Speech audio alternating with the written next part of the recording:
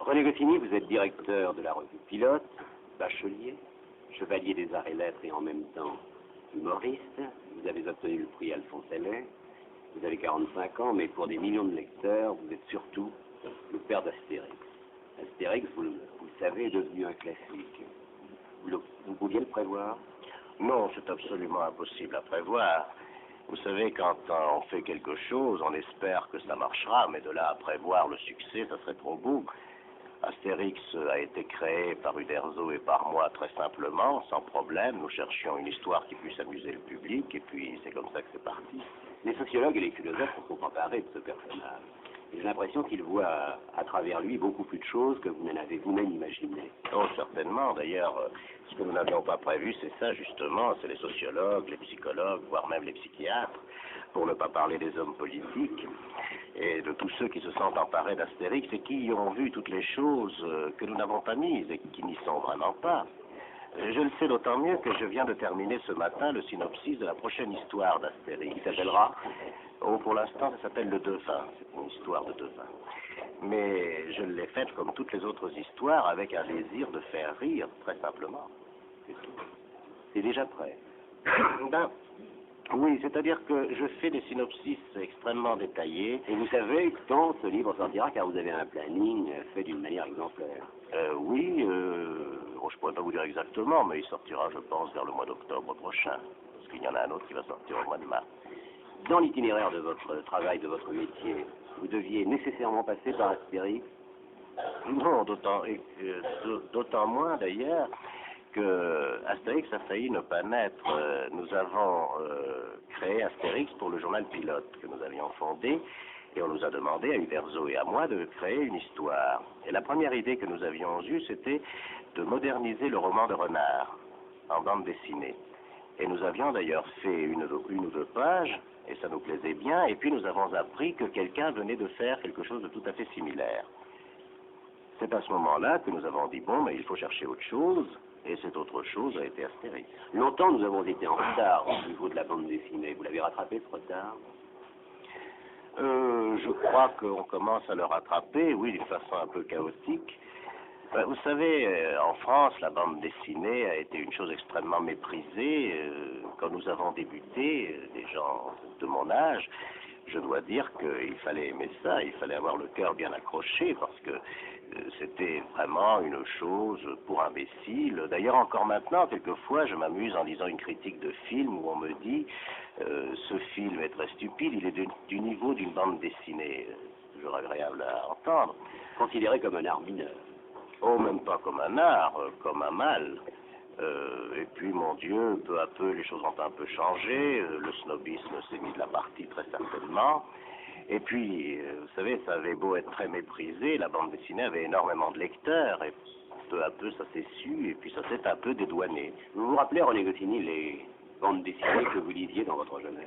Bien sûr, je lisais beaucoup de bandes dessinées, bien entendu, puisque j'en ai fait mon métier. Les bandes dessinées n'étaient pas prévues, ce soit un métier. Vous aviez d'autres Oui. aspirations dans cette jeunesse? Oh, dans ma jeunesse, vous savez, depuis ma plus tendre enfance, je n'avais qu'un rêve, c'était de faire rire les gens. C'était glandulaire chez moi. Je crois que j'ai commencé à faire des grimaces bien avant de commencer à parler, certainement. C'était de quel côté, dans quelle région? Oh, ça se passait loin, ça se passait en Argentine, à Buenos Aires. C'est-à-dire, je suis né à Paris et mes parents m'ont amené là-bas à l'âge de 2 ans. Et je voulais toujours faire rire, et la bande dessinée me paraissait un des moyens où on pouvait faire rire les gens, et notamment comme dessinateur. J'avais envie de devenir dessinateur aussi. Et les bandes dessinées que je lisais, eh bien les bandes dessinées françaises étaient principalement Les Pieds Nickelés, Zig et Puce. Et puis là-bas, on recevait beaucoup de bandes dessinées américaines qui existent toujours, c'est-à-dire, vous savez, Mandrake, Tarzan et autres, Agent X9, etc., etc. Jean-Christophe Averty a bien servi la bande dessinée par le travail de la télévision. Oui, certainement. Certainement, oui. C'était une chose nécessaire. Nécessaire, je ne sais pas. Disons que ça nous a fait plaisir. Maintenant, nécessaire, vous savez. Assez curieusement, nous n'avons jamais eu de complexe en ce qui concerne la bande dessinée. Tout ça nous laissait très indifférents. Vous savez, ça nous laissait aussi indifférents que quand on nous dit maintenant que nous sommes des génies ou que nous avons inventer des choses extraordinaires ou que nous jouons un rôle important, nous avons continué bêtement à faire notre métier en l'aimant beaucoup, c'est tout. Mais vous savez très bien que ces bandes sont lues autant par les adultes que par les jeunes. Ne parlons pas des enfants, car d'abord les enfants n'aiment pas ce qu'on dit. Ils sont des enfants, bien sûr. Il ne faut pas les appeler mes chers petits amis. Oui, c'est une chose complètement dépassée. Oui, ça, ils n'aiment plus beaucoup. Oui, bien sûr, les adultes lisaient toujours les bandes dessinées. Ce qui a changé maintenant, c'est qu'ils l'avouent. Vous savez, moi, j'ai bien vu l'évolution parce que il nous arrive de temps en temps de faire des dédicaces de nos albums. Alors au début, nous voyions arriver des enfants qui venaient pour demander notre signature, et puis ils sont venus avec leur papa. Et puis quelquefois l'enfant ne tenait pas tellement à venir, il préférait aller ailleurs, mais le papa le traînait un peu par la main. Et puis nous avons vu arriver des adultes qui nous disaient c'est pour mon petit-neveu, et puis finalement les adultes viennent maintenant, et il n'est plus question de petit-neveu, ni d'enfant, ni rien. Alors comment expliquez-vous, René Goscinny, que les adultes se passionnent pour ce genre d'histoire, pour la bande dessinée, telle que vous la concevez? Vous savez, je crois qu'il ne faut pas dire pour la bande dessinée comme il ne faut pas dire pour le cinéma. Il y a des films et il y a des bandes dessinées individuelles. Je crois que quand une chose... C'est une histoire. C'est une histoire qui utilise le moyen d'expression qu'est la bande dessinée pour être racontée. Alors, dans la mesure où les gens s'intéressent à une histoire, qu'elle les touche d'une façon ou d'une autre, eh bien voilà, mais ce n'est pas la bande dessinée. Le grand drame d'ailleurs de la bande dessinée, pour le mépris qu'il y a eu pour elle, c'est qu'on disait la bande dessinée est mauvaise. Or, c'est ça qui est faux, bien entendu. On ne peut pas dire la peinture est mauvaise, le cinéma est mauvais ou la littérature est mauvaise. Vous pensez que certaines grandes œuvres seraient mieux connues si on les présentait en bande dessinée? Non, je ne crois pas. Je ne crois pas que... aller jusque-là. Mais non, je ne crois pas qu'il soit nécessaire. Vous savez, la bande dessinée est un moyen d'expression qui a ses possibilités, ses règles, ses limites. Et quand on passe d'un moyen d'expression à l'autre, c'est toujours très difficile. Je crois qu'il est tout à fait inutile de raconter les Trois Mousquetaires en bande dessinée. Je ne parle plus des livres de Sartre ou de Camus, bien sûr. Mais d'un autre côté, je ne vois pas d'utilité d'écrire un roman Astérix non plus. La bande dessinée, vous savez, a des possibilités extraordinaires. C'est en ça que ce moyen d'expression me convient parfaitement. Vous pouvez donner à un personnage, à un comédien, on pourrait dire, une expression très fugace, et c'est formidable parce qu'elle reste là. C'est-à-dire que le lecteur peut rester aussi longtemps qu'il le veut, il peut passer à autre chose, et tout ça, c'est un moyen d'expression très intéressant. René Goscinny, dans le domaine littéraire et souvent ailleurs, la réussite a quelque chose d'agaçant. En avez-vous ressenti vous-même les effets? Oh oui, alors, ça je dois dire... Oui, en France, je dois dire qu'on n'aime pas tellement la réussite et que par conséquent, parfois ça grince un petit peu. C'est supportable, dirais-je, mais vous vous trouvez tout d'un coup devant des ennemis d'ailleurs, quand vous les voyez, ils sont extrêmement polis, mais enfin des gens qui sont très irrités par la réussite. Je crois que c'est humain, je crois que c'est normal. Ça m'est arrivé de retrouver des vieux camarades de service militaire par exemple, ou de classe, et ils m'invitent chez eux à dîner, ils sont très heureux de m'avoir là, ils me font dédicacer des livres pour leurs enfants, et puis après ils m'engueulent. Ce sont des petites choses. C'est peut-être l'alibi devant une certaine médiocrité de leur part? Je ne sais pas, médiocrité c'est peut-être beaucoup dire, mais enfin, peut-être, je ne sais pas. C'est une réaction assez curieuse. Vous savez, j'ai beaucoup vécu aux États-Unis où là-bas on adore le succès, on aime beaucoup ça. En France, on l'aime beaucoup moins. C'est dommage, et puis en même temps, vous savez, quand on a la chance d'avoir un certain succès, il est très malséant de gémir aussi. Et il faut bien remarquer également que la réussite n'est pas toujours l'aboutissement du talent.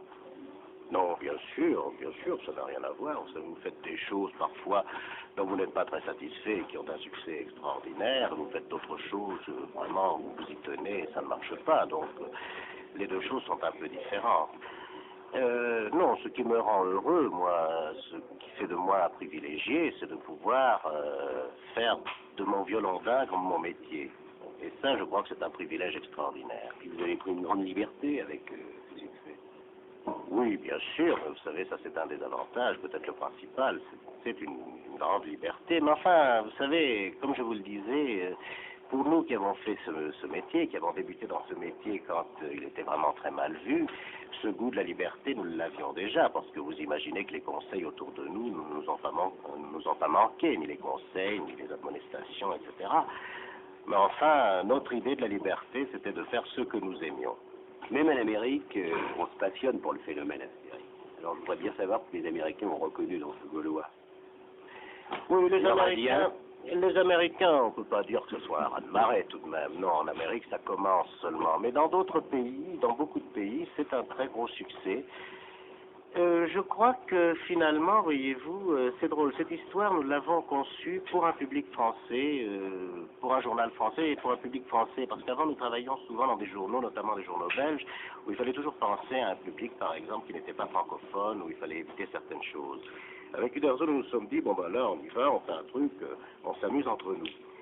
Et c'est l'histoire que j'ai faite qui a certainement le plus de succès à l'étranger. Je pense que la vie que je parodie, notre vie quotidienne est devenue assez semblable un peu partout, enfin du moins sous nos climats en tout cas. Mais attaché comme vous l'êtes à un personnage comme Astérix, vous n'avez aucune envie d'en créer un autre. C'est également la facilité de succès. Oui, mais vous savez, je suis attaché à ce personnage, mais je suis également le scénariste de Lucky Luke, du Calife Aronel Poussa, j'ai écrit des livres, j'ai fait des scénarios de films, de dessins animés, par conséquent, je ne peux pas dire que ce soit une obsession. Et si j'ai envie de faire un autre personnage, je le ferai sûrement. Mais on finit par être prisonnier tout de même d'un personnage. Non, non, pas nous. Non, avec Uderzo, par exemple, nous avons lâché des choses qui marchaient très bien, et moi-même, j'ai arrêté des choses qui marchaient bien. Vous savez, essentiellement, dans ce métier, pour amuser les gens, il faut s'amuser soi-même. Sinon, ce n'est même pas, on ne peut pas le faire, c'est pas possible. Si je m'asseyais devant ma machine à écrire, et je me disais, quelle tuile, il faut que je produise cette chose-là, mais je ne pourrais pas, je ne trouverais pas d'idées. Je ne dis pas que trouver des idées soit facile, et puis, ma femme sait très bien que je la menace de me suicider pratiquement tous les quarts d'heure pendant que je cherche une idée. Seulement, j'ai envie de la trouver, l'idée. Et quand elle vient, je suis content et je suis passionné parce que j'ai pu la trouver et tout. Par contre, si je m'ennuyais à le faire, si c'était parce que j'ai des contrats ou des choses comme ça, je ne pourrais pas, même pas penser à ça. Vous m'avez dit tout à l'heure en Écossini que vous aviez toujours eu envie de faire rire. Oui. On pourrait penser qu'à un certain moment, vous avez pensé à devenir comédien. Oui, vous savez, c'est ma vie qui a peut-être changé un peu les choses. Si j'étais resté en France, si j'avais été élevé en France, peut-être, oui, je me serais dirigé vers certaines choses qui sont nées en même temps, si vous voulez, qui a commencé ma vie d'homme, c'est-à-dire, vous savez, toute cette merveilleuse époque des branquignoles et autres roses rouges. Seulement, il se trouve qu'à cette époque, moi j'étais en Argentine, et puis j'étais aux États-Unis, et tout ça, et puis ma vie a pris une autre direction. Mais sinon, ce n'est pas impossible. Vous n'avez jamais imaginé que vous pourriez être avocat, médecin ou artisan? Et non, non, jamais, jamais, vraiment pas. Vraiment pas, je ne me sens ni la capacité ni l'envie. Bien entendu, je n'ai pas pu toujours faire ce que j'ai voulu dans ma vie. Et après avoir terminé mes études, j'ai dû travailler comme employé dans une usine. Et je dois dire... Par force? Par force, oui. Il fallait bien se nourrir. Eh bien, je dois dire que ça a été effroyable. Ça a été très très difficile pour moi, très difficile pour mon patron aussi d'ailleurs, probablement, parce que je m'occupais de comptabilité et ça ne marchait pas si bien que ça. Je ne le comprenais pas d'ailleurs, quelquefois, moi je tenais la petite caisse, quelquefois je lui disais c'est merveilleux, il y a de l'argent en trop, et puis ça ne lui plaisait pas, vous savez ce qu'ils sont les gens. Et puis après ça, quand je suis parti aux États-Unis, je suis également, là il a fallu que je cherche du travail, et je me suis trouvé secrétaire d'un exportateur, et tout ça me rendait vraiment très très très malheureux. Je m'asseyais dans le bureau et je regardais l'heure et je disais, bon, il y a 8 heures à tirer, et puis voilà. Oui, mais à ce moment-là, vous auriez pu penser que l'écriture était une chose facile pour vous. Vous n'imaginiez pas la bande dessinée à ce moment-là. Je n'imaginais pas spécialement la bande dessinée, mais enfin, je voyais dans le dessin et le texte mélangés une façon de m'adresser au public. Or, dessin et texte mélangés, ça nous conduit très vite à la bande dessinée. Cela dit, vous savez, j'ai fini par abandonner toutes ces situations provisoires pour devenir chômeur et courir les rédactions avec du travail que j'ai proposé. Je connais tous les éditeurs américains, je connais toutes leurs lettres de refus. J'ai fait la même chose en France. Vous savez, tous ceux qui font un métier de critique ont eu des débuts difficiles, il n'y a pas de quoi se vanter. Mais enfin, j'ai préféré ça plutôt que de faire ce qu'on me conseillait. Bon, maintenant c'est terminé, alors tu vas aller, je connais quelqu'un qui travaille à la banque, qui pourra t'aider, etc., etc. Une bande dessinée, c'est plus difficile qu'un roman? Non, je crois qu'il n'y a pas de difficulté. On ne peut pas comparer les difficultés. Il n'y a pas de difficulté à partir du moment où on est arrivé. Mais imaginons des jeunes qui ont du talent, qui ont peut-être même du génie, qui n'arrivent pas à placer leur œuvre. Il doit bien y avoir. Oui, bien sûr. C'est-à-dire, la difficulté est toujours la même pour tout. Pour la bande dessinée, en ce qui concerne le côté graphique, le talent se voit quand même beaucoup plus facilement que pour le texte. Un dessin expressif ou bien fait, intéressant, c'est tout de même plus facile à percer. Cependant, maintenant, c'est devenu très difficile pour les jeunes de débuter, notamment dans la bande dessinée, parce que on demande un niveau très élevé de qualité. Pour le roman aussi, c'est la même chose. Vous savez, pour un jeune, c'est horrible d'être jeune pour débuter, ça c'est effroyable. Moi, je me souviens, quand je me présentais, ça a toujours été horrible. Moi, je me présentais dans des rédactions où je tombais sur des secrétaires à peu près polies ou indifférentes, elles me disaient laissez ça là, puis j'avais ma lettre de refus, et je me disais jamais, jamais, jamais je n'y réussirai. Si l'envie vous prenait aujourd'hui d'écrire un roman, vous partiriez avec un handicap. Justement à cause de votre nom et de ce personnage que vous avez créé et imposé. Je ne sais pas, j'ai écrit des choses encore il n'y a pas longtemps pour mon plaisir. Ça n'a pas atteint les tirages d'Astérix, bien sûr, mais enfin j'ai eu Vous le regrettez, là. Vous aimeriez écrire un roman, avoir le prix Goncourt et faire oublier Astérix, pour votre propre compte. Non, je vous dirais, avoir le prix Goncourt, bien sûr, qui ne voudrait pas avoir le prix Goncourt? Il y a ceux qui ne l'ont pas eu, bien sûr, mais tout le monde. Écoutez, moi j'ai entendu des gens dire, moi, les prix, vous rigolez, les prix, puis dès qu'ils en ont un, ils sont plutôt heureux. Ça, c'est comme l'Académie française de la Légion d'honneur, ça. Mais cela étant dit, Astérix ne m'écrase pas, ne m'étouffe pas, je fais d'autres choses.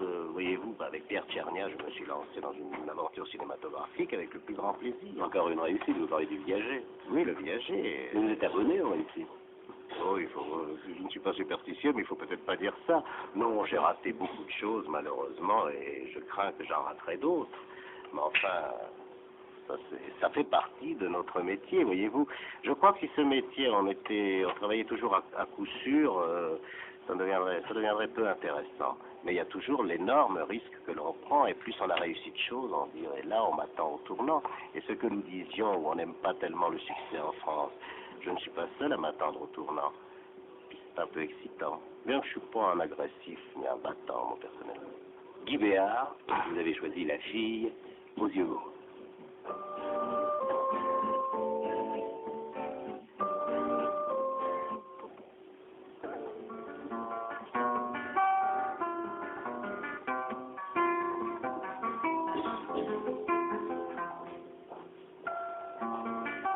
C'est avec regret que nous avons dû supprimer de nos cassettes la reproduction des œuvres musicales choisies par l'invité de Jacques Chancel. L'industrie du disque est en effet soumise à des règlements précis qui ne peuvent être transgressés. Nous prions nos auditeurs, ainsi que les auteurs et compositeurs, de bien vouloir nous en excuser.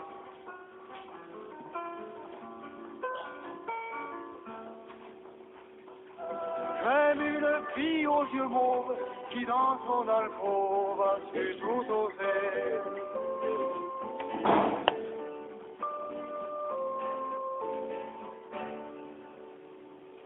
René Goscinny, vous êtes mon invité aujourd'hui, il n'est pas utile de préciser que vous êtes aussi le père d'Astérix. On savait que j'allais vous recevoir, et de nombreux auditeurs ont écrit, des jeunes et des moins jeunes, et tous veulent savoir comment vous préparez ce personnage, comment vous vous entendez avec le dessinateur Uderzo, et comment les choses se passent, à partir du moment où vous avez décidé de créer une nouvelle histoire.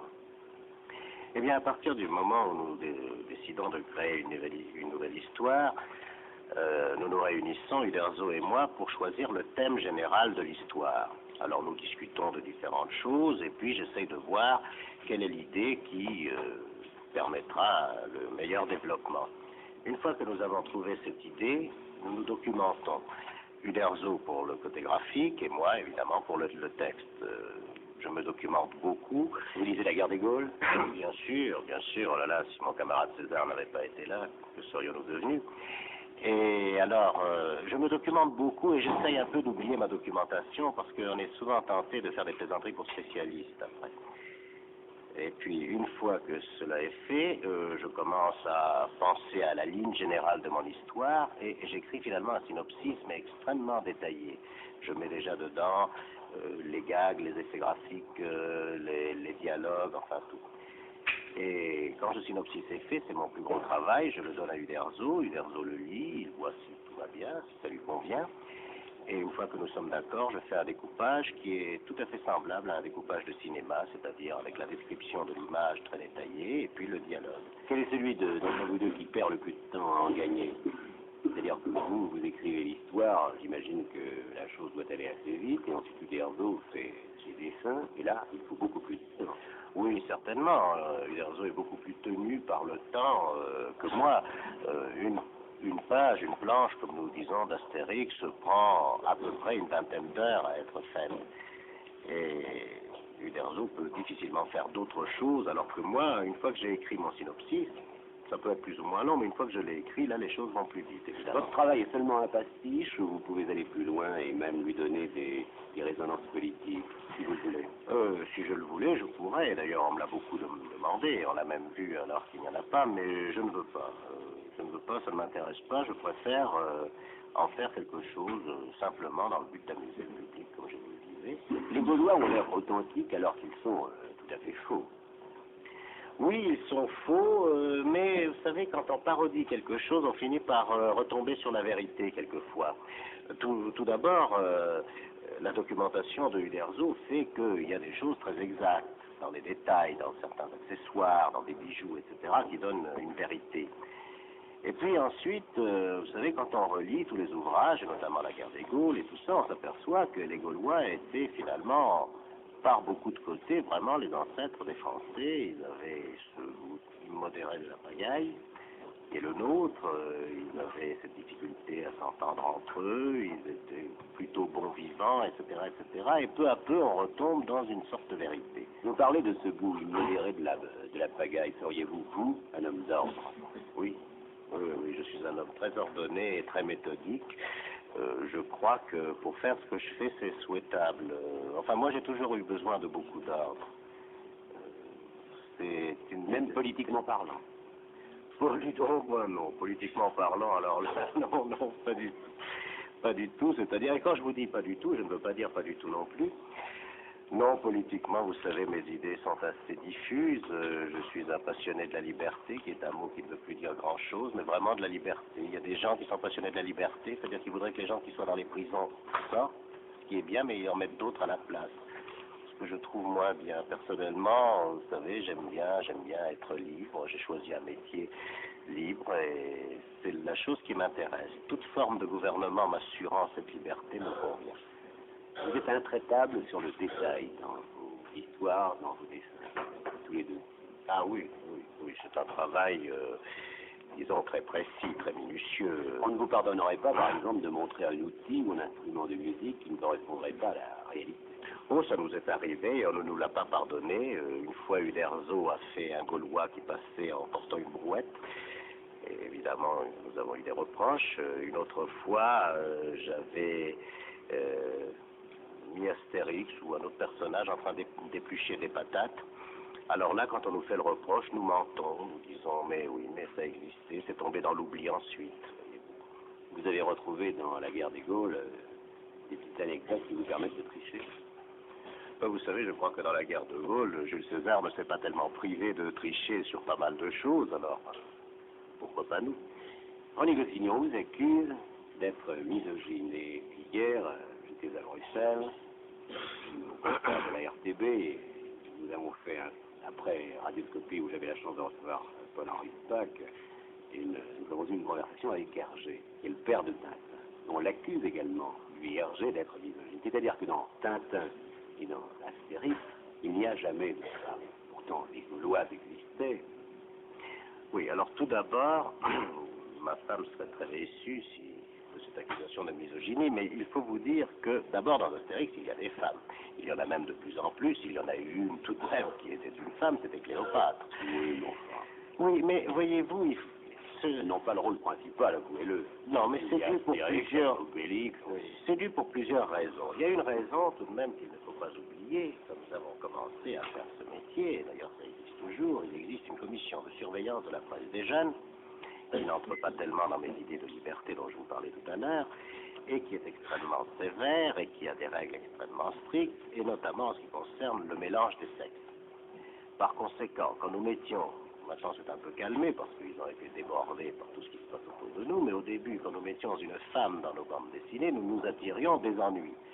Ce qui nous embêtait beaucoup. Seulement, ce qui est un petit peu amer, c'est de se voir accuser, nous, après, ces lois rigides et rétrogrades que l'on nous imposait. Maintenant, il y a une autre raison, vous m'aviez dit d'ailleurs, que Hergé, vous avez parlé de ça, et c'est très vrai, le ridicule ne tue pas un homme, mais tue une femme. C'est-à-dire que quand vous avez un personnage qui a un gros nez, qui est gros, qui n'est pas beau, il reste sympathique, c'est le cas d'Obélix. Si vous prenez une femme et vous faites la même chose, c'est beaucoup plus fragile, c'est beaucoup plus dangereux. Les femmes n'aiment pas le ridicule, les femmes n'aiment pas la caricature. À cela en disant, bien sûr, vous ne placez pas les femmes à égalité avec les hommes, parce que déjà vous craignez qu'elles soient ridicules. Oui, c'est ce genre de femme qui pourrait me rendre misogyne, mais cela étant dit, ça n'a aucun rapport, voyez-vous, parce que ça ne veut rien dire. Une femme n'aime pas la caricature, c'est important la beauté pour une femme tout de même. Et une femme, par exemple, qui va quelque part, bon, même maintenant, même la suffragette en question, si elle va quelque part, elle trouve en face d'elle une femme qui porte la même robe qu'elle, elle ne pourra pas dissimuler un moment d'ennui. Si nous portions le même costume, je crois, Jacques, que personnellement, ça ne nous ferait pas grand-chose. C'est comme ça, ce n'est pas autrement. C'est une expérience qui est faite. Une femme dans une posture ridicule est une chose souvent déplaisante. C'est pour cela qu'on est obligé de les traiter avec une certaine prudence dans nos histoires.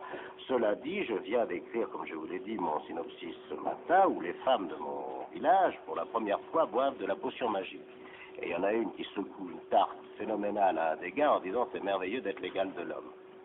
Vous êtes tout de même en défini de ceux qui considèrent que les femmes sont de ravissants objets. Pas du tout. Des petits chefs-d'œuvre. Mais pas du tout. Mon Dieu, on n'a pas de 60. Mais non, mais ce n'est pas ça du tout. Vous savez, l'histoire de la femme objet, etc., tout ça me semble assez grotesque, assez ridicule, peut-être pour quelques playboys attardés. Oui, c'est sans doute comme ça n'a jamais été mon cas. Je suis un homme de famille et tout ça, et je ne considère pas ma femme comme un ravissant objet, c'est-à-dire comme un ravissant, oui, mais pas comme un objet. Elle ne le permettrait jamais, d'ailleurs. Vous avez pensé que dans vos albums, vous pourriez glisser un peu d'érotisme? Non. Ah, on ne vous pardonnerait pas. Nous arrivons à la bande dessinée typiquement enfantine. Voyez-vous, les bandes dessinées que nous faisons, on nous dit toujours, ah oui, c'est la bande dessinée enfantine, maintenant on fait de la bande dessinée pour adultes, c'est-à-dire avec de l'érotisme. Or, la bande dessinée que nous faisons est lue en cachette par les parents, donc les vrais lecteurs. Alors que la bande dessinée érotique est lue en cachette par les enfants, qui en sont donc les vrais lecteurs. Alors, je ne voudrais pas infantiliser les choses que je fais en mettant de l'érotisme. De toute façon, ce n'est pas tellement, si vous voulez, je ne suis pas tellement porté pour mettre de l'érotisme dans mon travail. Je ne crois pas, voyez-vous, simplement, ce n'est pas des questions morales, je ne crois pas que... Non, mais je ne crois pas qu'érotisme et humour vont ensemble. C'est-à-dire, quand je vois quelque chose de très érotique, assez curieusement, j'ai pas envie de rigoler. Ça vous gêne? Non, au contraire. Bon, enfin, je vois pas... Je ne vois pas l'humour d'une situation érotique. C'est très plaisant, c'est très agréable, c'est très excitant, c'est tout ce que peut être quelque chose d'érotique, mais pas drôle. Or, moi, j'essaie de faire des choses drôles. On est défini, chaque album d'Éric tire à 1 million d'exemplaires. Vous ne pensez pas que ce tirage peut baisser un jour, que l'on peut se lasser? Ben oui, pourquoi pas. C'est très possible. La seule chose, voyez-vous, c'est que ça fait 12 ans que nous faisons Astérix et ça fait 12 ans qu'on nous demande si ça ne baisse pas. Alors on a fini par s'y habituer un petit peu, mais on nous a beaucoup dit tiens, ça baisse en ce moment, et non, ça ne baisse pas, mais quand ça baissera, si ça baisse, ça baissera. Vous vous obligez à combien d'albums par an? Vous aviez établi un planning, je crois. Vous pouvez tirer oui, 2 albums. En principe, nous faisons 2 albums par an, mais ça dépend. Par exemple, l'année dernière, nous n'en avons fait qu'un. En principe, 2 albums, maximum, un album minimum. Pour réaliser des livres comme cela, il faut faire des études de marché. Car j'ai vu un jour une enquête où l'on disait pour que Astérix continue à conserver sa notoriété, il faudrait Il y a d'abord 2 albums par mois. Le premier se passe en France et l'autre à l'étranger. Oui. Eh bien, voyez-vous, quand j'ai créé Astérix avec Uderzo, les études de marché prouvaient la chose suivante. Que le héros devait être jeune et beau pour que le lecteur puisse s'identifier. Qu'il fallait traiter de problèmes actuels ou plutôt de problèmes à venir. Bon, voilà. Je ne crois pas aux études de marché.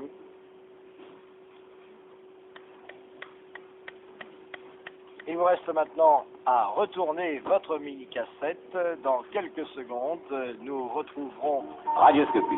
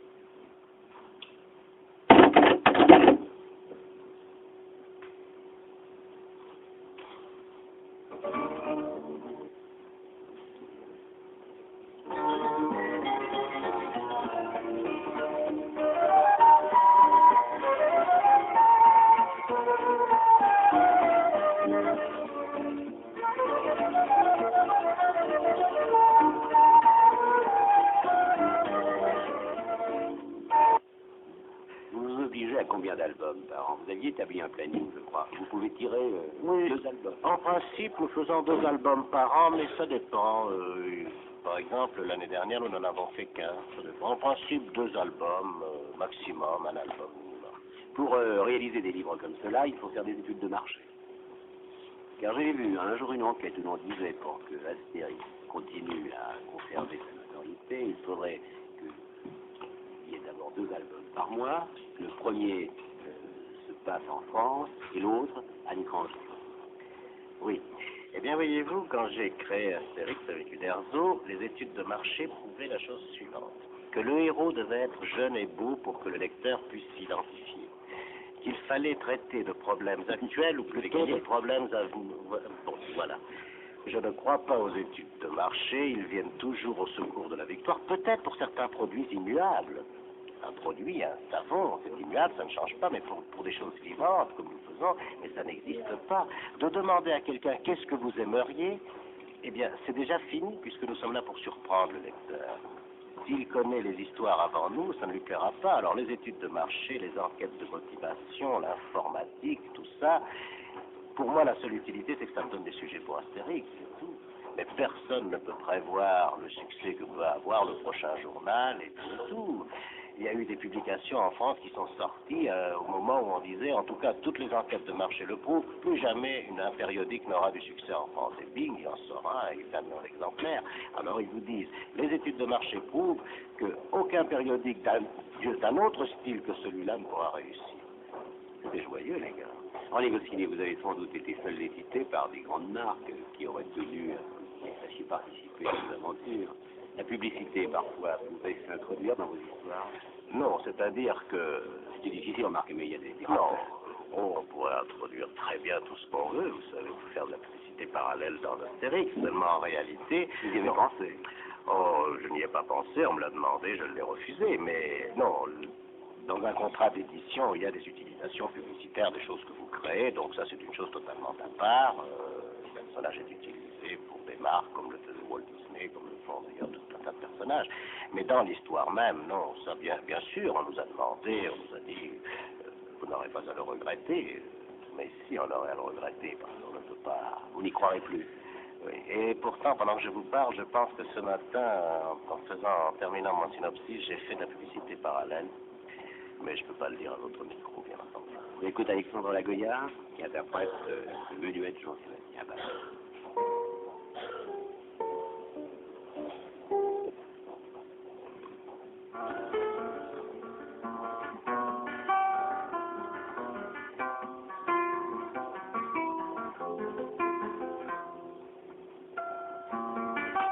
C'est avec regret que nous avons dû supprimer de nos cassettes la reproduction des des œuvres musicales choisies par l'invité de Jacques Chancel. L'industrie du disque est en effet soumise à des règlements précis qui ne peuvent être transgressés. Nous prions nos auditeurs, ainsi que les auteurs et compositeurs, de bien vouloir nous en excuser.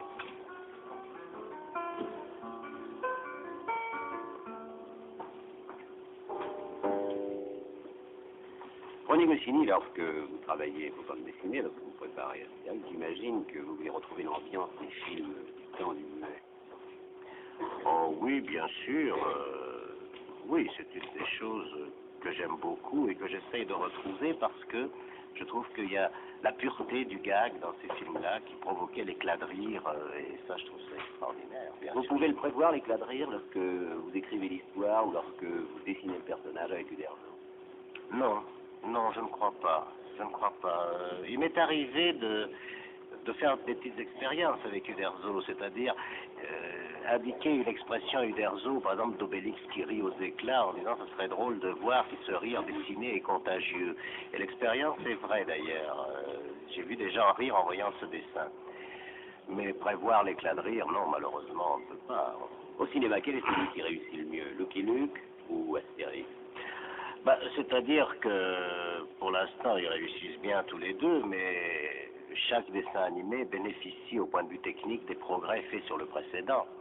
C'est-à-dire que je pense que le prochain dessin animé, techniquement, sera encore en progrès sur celui-ci. C'est un fait, d'ailleurs. Le dessin animé est une chose extrêmement technique et c'est un métier que nous apprenons, pour ainsi dire. Qu'y a-t-il dans le cœur de l'humoriste? Vous êtes un humoriste. Je suis un amuseur. Il y a une différence? Pour moi, oui. Je croyais être un humoriste, mais les descriptions que l'on m'a fait des humoristes, finalement, ne me conviennent pas.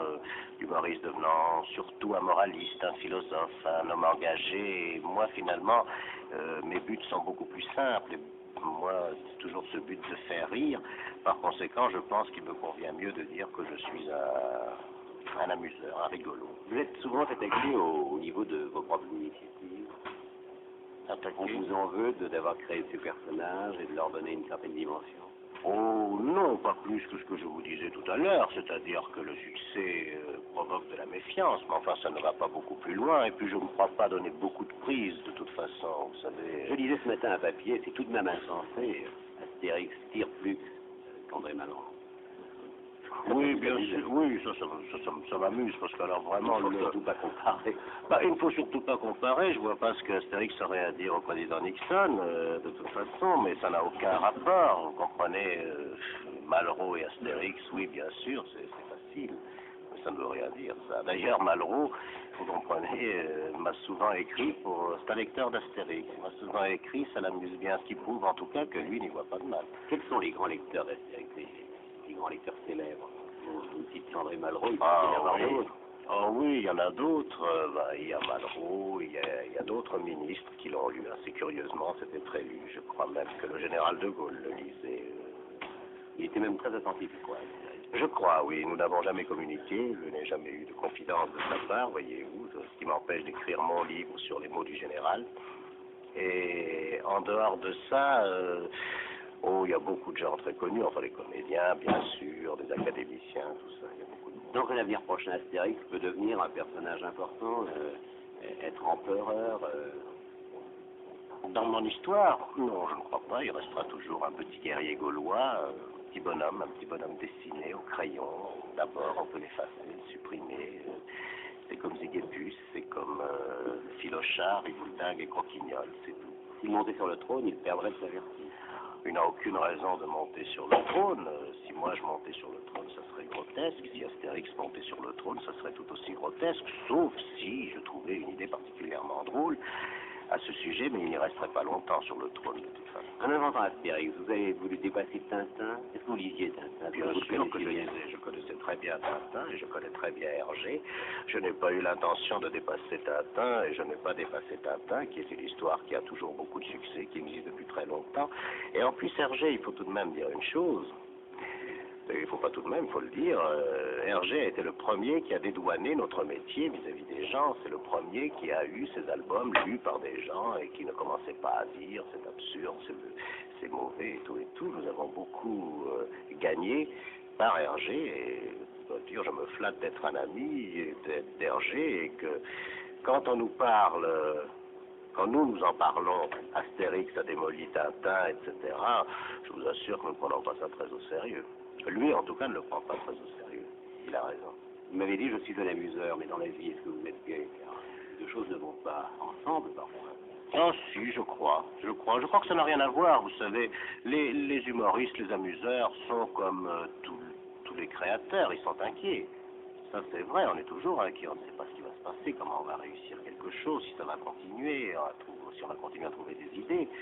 Mais ça n'a rien à voir, on peut être très gai, et moi, personnellement, je crois être un homme gay. Puis l'humour, c'est peut-être aussi de la pudeur. Ah, ça sûrement, ça c'est une définition que j'avais donnée à une époque où on me demandait ce que c'était que l'humour. Pour moi, c'est de la pudeur, certainement. Je sais que ça va surprendre certains, mais je suis un homme extrêmement timide, et l'humour a toujours été pour moi une sorte de défense, de pudeur. Lorsqu'on fait le compte, on s'aperçoit que les gens ne sont pas blasés, ils aiment encore à rien.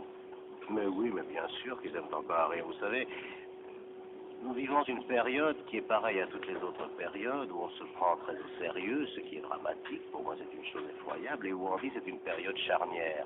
Toutes les périodes sont charnières. Je n'ai connu que des périodes charnières. J'ai 45 ans, j'ai toujours vécu dans une charnière.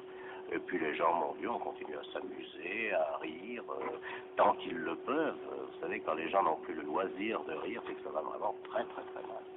Raymond DeVos me disait une fois, si je ne devais plus faire rire, je devrais partir pour le coup. Oui, je crois, oui, il a raison. Pour vous, Raymond DeVos, c'est l'amuseur. Oh oui, c'est un grand amuseur. C'est un remarquable, un très grand amuseur, et il a raison, mais si on me disait aussi que je ne pouvais plus faire rire, je crois que je lui demanderais de me faire une place. L'amuseur, c'est un honnête homme. Oh, j'espère, je le souhaite. Dans votre programme, René Goscinny, vous avez choisi Georges Brassens. Oui, je sais que vous avez du goût pour la chanson. Tout à l'heure, c'était Béard, et j'ai l'impression que vous êtes sensible à tout ce qui est poésie. Oui, j'aime beaucoup, et Brassens, j'ai une passion pour Brassens. J'ai eu le plaisir, d'ailleurs, le grand plaisir de connaître Brassens chez Guy Béard, justement. Et j'étais émerveillé parce que cet homme correspond à ce que j'imaginais qu'il devait être. C'est un homme admirable. Non, il est ce qu'on imagine qu'est Brassens. C'est un homme, il respire la bonté, l'intelligence, l'humour, la poésie. Il est vraiment formidable. Je crois que vous l'avez bien compris. Allez, écoutez, Tonton Nestor.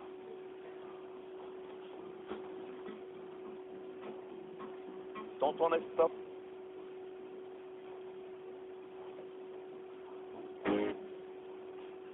Georges Brassens peut se permettre de tout chanter, de tout dire. Absolument. C'est ça, je crois, la véritable qualité du talent. Quelles sont, René Goscinny, les choses qui vous mettent en colère? J'imagine qu'il y a la méchanceté, la médiocrité, la jalousie, parmi ces choses-là. Ah, la méchanceté, surtout. J'ai horreur de la méchanceté, et j'ai toujours été très étonné que, très souvent, on considère ça comme une qualité. J'ai entendu des gens me dire « Ah, ce type, il est merveilleux, il est méchant. » Moi, j'aime pas la méchanceté. Je trouve que c'est une forme de bêtise. Et la bêtise est évidemment... Je crois que peu de gens peuvent dire « J'aime la bêtise », mais j'ai horreur de la méchanceté. J'ai horreur de ce qui grince, j'ai horreur de toutes ces choses-là. Et ça, c'est devenu très à la mode. Il y a également les contraires. Le mot gentil est devenu péjoratif. Lorsqu'on dit de quelqu'un qu'il est gentil, on peut penser que cette qualité est un défaut. Oui, bien sûr. J'ai lu une fois un article pas tellement aimable pour moi où on me disait il est gentil. Je dois dire que j'ai pas très bien. Enfin, j'ai pas pris ça pour une injure malgré tout. Je crois effectivement être plus ou moins gentil, en tout cas d'essayer de l'être. Et les gens qui sont mes amis sont en général des gens gentils. C'est le monde actuel qui impose ce renversement des valeurs. Les mots n'ont plus le même sens parfois. Bon, je crois que les mots n'ont plus le même sens, mais je crois qu'il y a toujours eu des gens méchants et que c'est beaucoup plus facile d'être méchant que d'être gentil. Vous savez, faire un humour méchant, être agressif, être grinçant, mais c'est extrêmement facile. Et si en plus... En plus, l'agressivité n'est jamais en face. Il ne vient jamais... Non, ça ne vient jamais en face, ou alors ça vient très très bêtement. Vous savez, moi je reçois beaucoup de gens qui viennent me présenter des dessins ou des textes, etc. Et je vois par exemple là où cette mode existe, c'est parfois des jeunes gens viennent me voir extrêmement agressifs et méchants, et en général au bout de 5 minutes, je dis bon bah ça va, maintenant vous avez fait votre numéro, si on parlait sérieusement, et puis tout ça se dégonfle. Il n'y a pas de client en face, et puis on parle normalement et humainement, et c'est beaucoup plus agréable. Je le disais tout à l'heure, René Goscinny, vous êtes à la tête du journal Pilote. Est-ce que vous connaissez bien les lecteurs de ces hebdomadaires? Oui, en général, ce sont... Il y a des adolescents, il y a beaucoup d'étudiants, énormément d'étudiants, et puis des adultes aussi. Mais disons que la grande masse de nos lecteurs est peut-être fournie par des étudiants. Donc vous avez été obligé de faire un choix et de ne plus penser seulement aux enfants. Ces enfants qui ne veulent pas être appelés des enfants d'ailleurs. Oui, c'est un choix que j'ai fait il y a pas mal de temps d'ailleurs. Vous savez, je n'ai jamais travaillé spécialement pour les enfants ni spécialement pour les adultes. J'ai travaillé, disons-le, pour moi et je crois que c'est comme ça qu'il faut travailler et non pas viser un public. Seulement, la bande dessinée, notamment, et l'humour en général, ne trouvaient de support que dans les journaux d'enfants. C'est-à-dire que nous avons tous été catalogués comme des auteurs pour enfants, alors que ce n'était pas tellement notre vocation essentielle. Et puis, il se trouve que les enfants ont changé, que les journaux d'enfants n'ont pas toujours maintenant autant de facilité pour les toucher, ces enfants. Et moi, depuis longtemps, je voulais modifier, transformer le journal, qui d'ailleurs, quand il s'est créé, s'adressait quand même déjà à des adolescents. Et peu à peu, je l'ai changé, je l'ai modifié, j'ai fait une mutation qui est, je crois, assez unique dans la presse, pour en faire le journal qu'il est maintenant. Si quelqu'un imaginait un jour de lancer un journal, un quotidien qui serait réservé aux moins de 15 ans, il réussirait? Oh, c'est très difficile à dire. Vous savez, on ne peut pas faire de pronostic. Peut-être, s'il trouvait une formule. Seulement, c'est très difficile, en tout cas. S'adresser aux enfants est difficile parce que les enfants, par la masse d'informations qu'ils ont à leur disposition, se sont développés d'une façon curieuse. Vous avez des enfants qui vous disent des choses d'adultes, même avec une certaine amertume d'adultes, et puis qui, par d'autre côté, sont vraiment des bébés, plus jeunes que leur âge. Alors, pour arriver à les toucher, vous savez, il y a eu une époque bénie pour les gens qui s'adressent aux enfants. On disait, mon cher petit ami, c'est tonton machin qui t'écrit, il faut être sage, etc. Maintenant, il se recevrait des pavés en pleine figure. Il y a une évolution du niveau de pensée. Il y a une évolution due à l'information, très certainement. Vous savez, moi, quand j'étais enfant, je savais vaguement qui était le président de la République, alors que maintenant, n'importe quel enfant a entendu parler de la voie fiscale. Il y a les problèmes de la violence, les problèmes de l'érotisme. Ils vous concernent par rapport à vos publications? Par rapport à nos publications, c'est-à-dire que nous avons toujours une censure qui nous surveille, etc. Quand nous parlons de la violence ou de l'érotisme, c'est pour en faire la parodie. Personnellement, je ne suis pas violent et je ne ferai rien qui pousse à la violence. Vous savez, j'ai vécu 7 ans à New York. Pour ce qui est de la violence, j'en connais un bout. Je ne vois pas ce qu'ils ont gagné à ça. Cela fait 20 ans que vous travaillez avec Louis Garneau. Oui. Il n'est pas imaginable qu'un jour vous puissiez vous séparer, car à ce moment-là, il n'y aurait plus d'intérêt. L'un sans l'autre. L'un sans l'autre, il y aurait surtout quelqu'un qui aurait perdu un ami, c'est surtout ça. Vous savez, Uderzo, c'est plus qu'un ami pour moi. Nous avons travaillé ensemble, débuté ensemble, fait des tas de choses ensemble avant de faire Astérix, et concevoir de faire ce travail sans Uderzo, non, c'est inconcevable pour moi. Les érudits analysent la philosophie d'Astérix, ou d'Obélix plutôt, et l'angoisse d'Astérix. Connaissez-vous cette thèse? Oh, oui, car les choses vont très loin. Vous savez, ce qui est admirable, J'ai lu c'est des que rapports, j'ai même lu une thèse. il y a des gens qui m'ont dit quand même, vous n'avez pas de chance, vous ne lisez pas Astérix. Je dis non, mais je lis ceux qui le lisent, et là c'est merveilleux, parce que vous comprenez, nous payons, mais alors, des séances de rigolade avec Uderzo qui sont admirables. Si les gars qui ont écrit ça nous voyaient rigoler en lisant des choses telles que l'angoisse d'Astérix, peut-être aurait-il un sens de l'humour un peu plus développé. Il n'y a pas d'angoisse chez ce petit bonhomme. C'est un petit bonhomme, c'est un petit dessin, je le répète tout le temps, c'est tellement simple. Astérix est dans l'opposition ou dans la majorité? Il n'est nulle part, il veut qu'on lui fiche la paix, et un point c'est tout. S'il était dans la majorité, ça se saurait. Et puis s'il était dans l'opposition, il n'est nulle part. Il est comme tout le monde d'ailleurs. Vous savez, nous ne sommes pas des auteurs engagés parce que nous ne sommes pas des gens engagés. Alors pourquoi notre petit bonhomme le serait? À la veille des législatives, un homme politique pourrait essayer de vous séduire de ce côté-là. Tous les partis m'ont demandé Astérix à peu près, et j'ai appris par la presse, lors des dernières présidentielles, que je faisais partie du comité de soutien de 2 candidats opposés, ce qui est assez admirable et qui me mettait à l'abri de toute surprise. On me l'a demandé, je l'ai toujours refusé, bien entendu. Il est là pour faire rire, non pas pour faire élire. La bande dessinée subit-elle les coups de la censure? Oui, bien sûr, c'est d'ailleurs celle qui le subit le plus, puisque cette commission existe, c'est une des rares commissions officielles de censure qui existe en France, et il y a eu des journaux qui ont disparu, il y a eu des bandes dessinées qui ont été censurées. Moi-même, j'ai eu un album dans une page a dû être changée à cause de la censure. On sait très bien que la censure évite de ce côté-là. Vous êtes donc tenté, vous, René Goscinny, pour que ça marche, de faire de l'autocensure? Non, absolument pas. De l'autocensure, tout le monde en fait. C'est peut-être ce qu'on appelle le bon goût, que chacun conçoit à sa façon. Mais oui, seulement de l'autocensure pour être bien avec la censure, certainement pas. Ah non, alors ça, je n'aime pas ça. Je vais vous faire plaisir, vous avez choisi Marcellin.